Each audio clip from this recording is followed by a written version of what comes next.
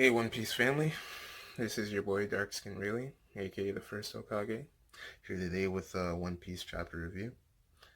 Chapter title, Gyukimaru of the Bandit Bridge, right? Sorry for the late review. I actually just had my wisdom teeth taken out about 2 days ago, so right now it's still fairly sore, right? So the chapter begins with Olin, Otama, Chopper, and that other samurai girl riding the shark, right? They're talking about getting some red bean paste, right? Oshiroko, and how excited they are about to eat that. Apparently, there's a bunch in udon, right?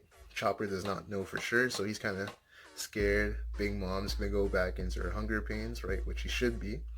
But lucky for him, there is a bunch, right?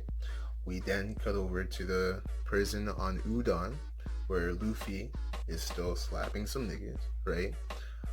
He's actually trying to master the same type of HAKI that Rayleigh first displayed to us when he was displaying HAKI, right? This was the shot when Rayleigh used it on that elephant, right? He kind of just pushed the elephant to the side. Luffy's trying to do the exact same thing. He actually claims that HAKI is superior to the type of HAKI that turns you black, right? Which is kind of cool because it's kind of something I thought Oda threw away when he skipped to the time skip, right? And we started seeing HAKI being used as people just turning black skin, right? But apparently not. Apparently this is still here, and it's a higher variety. So Luffy's trying to master that. Meanwhile, we have Queen's fat ass. We have Queen's fat ass just sitting to the side, just munching on some red bean paste, right? He claims he's not gonna share any, and he also claims he has a bunch. So we already know that Big Mom and Queen are gonna meet at some point. And cut over to Ringo, where Zoro is being confronted by Gyukimaru, right? The bandit warrior cat nigga. He's talking about Shusui, right? How it was stolen, blah blah blah blah, right? Wano, Golden City, blah blah blah blah, right?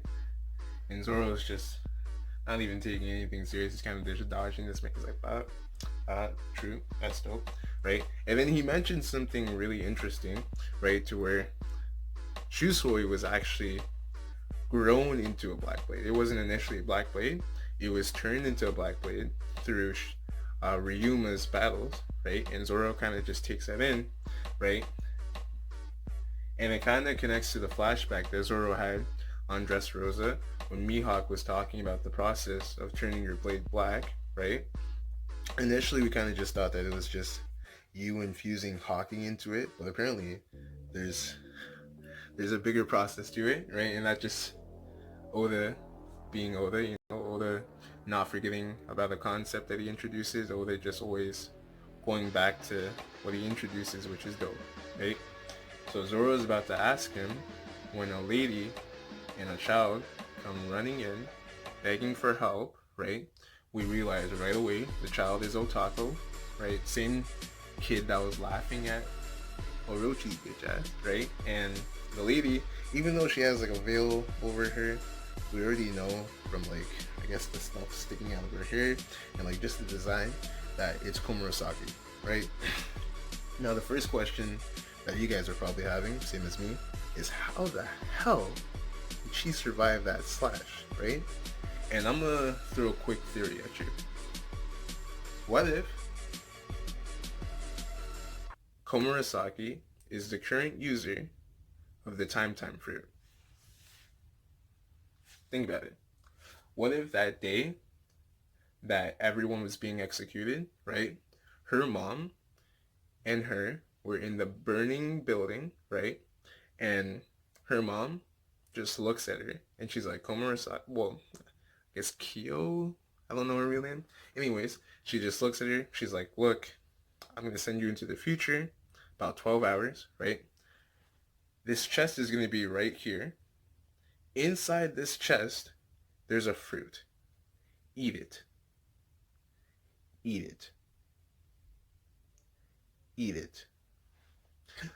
And I think this is a pretty plausible theory just because if Blackbeard, who's only about what, like 43, 44 or something like that, If Blackbeard was able to find out the secret of switching one devil fruit from a dead user to someone that's alive, I'm pretty sure someone who, by Kilimon's perspective at least, has been living for like the last like 800 years should know more than enough when it comes to devil fruits and how they work and how it comes to switching from someone to another.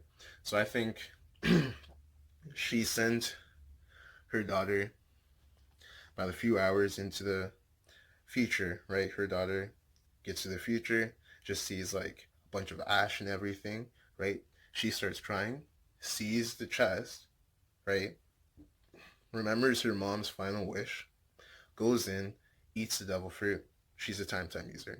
And that explains why she was able to take that slash from Kiyoshiro, right, and not die. And also, I think it's going to tie into what happens later in the chapter and also next chapter.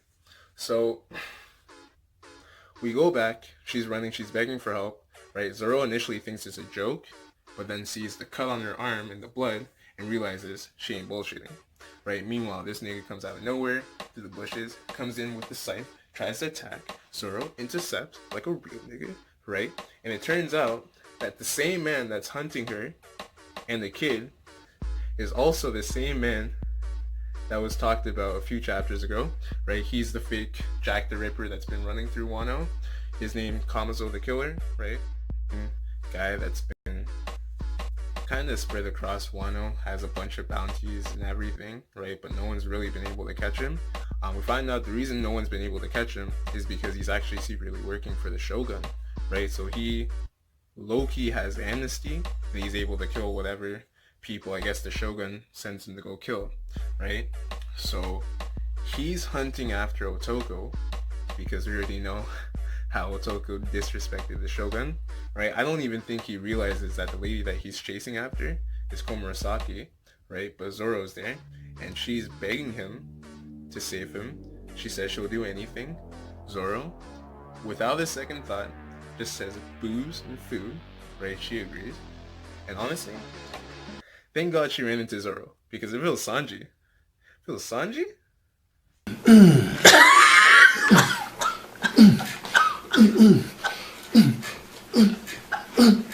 just long stroke that shit. Bubba grown.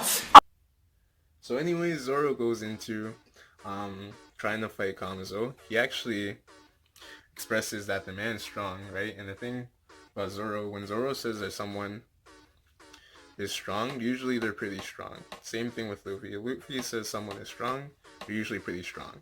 So I don't think Kamazo is out of the game yet, and I don't think that fight is over, right? But they're fighting.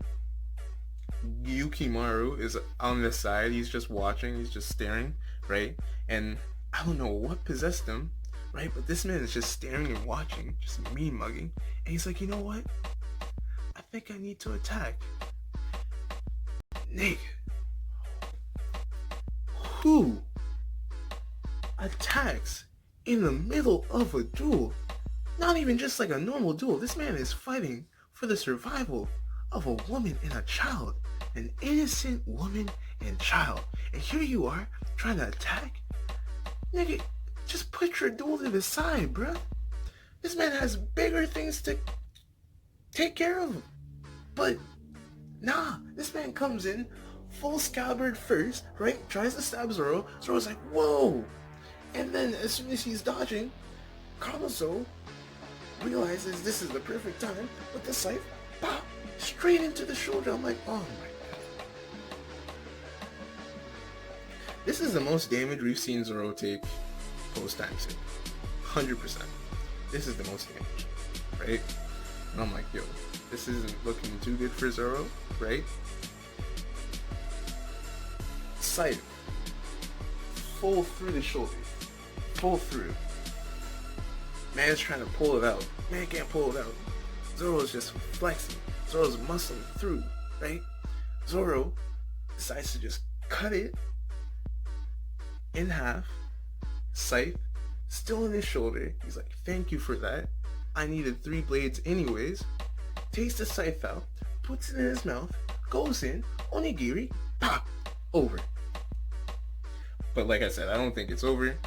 Hopefully it's not over, right? Just because this guy kind of looks dope, I won't lie, and that would suck. But I guess it makes sense if it was over because he can go back to, I guess, fighting Cat Nigga, right? And eventually get healed, right, by Komurasaki. Overall, I thought this chapter was dope, right? Introduced a bunch of stuff and it's kind of building into the powers and the power-ups that the main monster trio is going to get when it comes to the final battle, right? Now it's just a matter of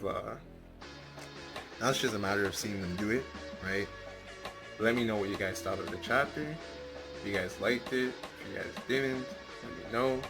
Other than that, please like, share, and subscribe. Dark Skin out.